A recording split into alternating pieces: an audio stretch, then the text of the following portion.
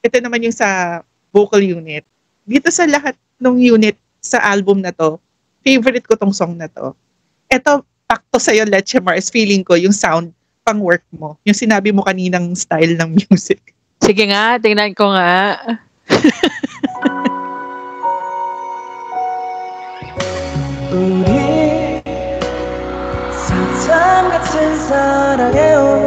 Nananakit naman. Oo, nananakit. Wait, Ruffles ba yan? Oo.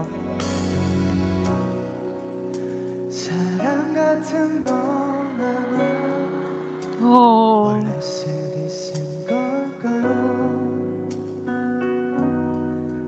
Wait, it's a theme. Naka-raffle silang lahat. Sparkly. Yan, si Jonghan yung nakanta. Di nila pinalitan. Natahimik lang. Okay. Enlisted na kasi si Jonghan yan eh.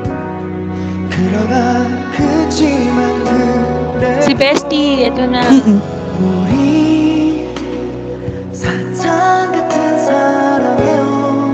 Oo.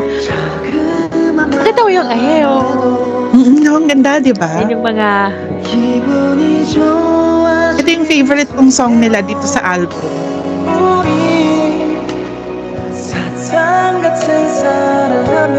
Parang nakaka-comfort siya. Hindi ako nako-comfort. Ang feeling sa akin yung parang iiwan niya ako kasi magiging ibang bansa na siya. Pero grabe ka. Nagawa ng kwento. Ayan pa-time travel pa nga yung nila. Kasi sa akin, alam mo yung nakikita ko parang nagsislow dance. Parang romantic.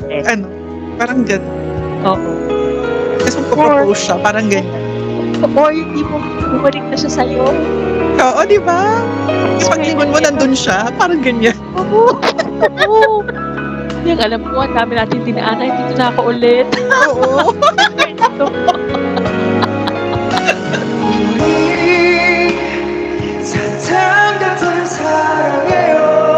Oo nga.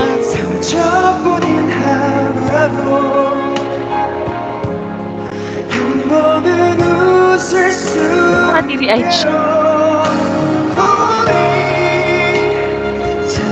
First time na lang pinperform yung song, tapos nasa audience si Jonghan.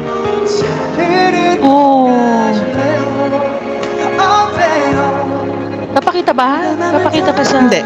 Pero nung concert na, yung online concert, pinakita siya. Oh. Parang pinan sa audience sa Sunburn. Paktong backdrop na to. Ang mahal. It looks so expensive. No? Ganda, di ba? Galing yung Uzi, no?